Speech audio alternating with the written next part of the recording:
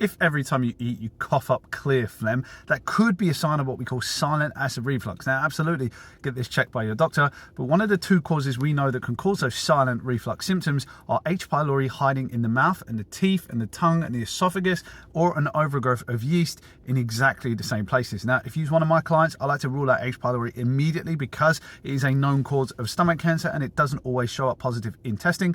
I would take the Pylopurge capsules, open them into water, swish around your mouth, gargle and swallow. If you start to feel better, you know you had oral H. pylori hiding in there somewhere. If that doesn't work, I move on to yeast purge with exactly the same thing. Best of luck.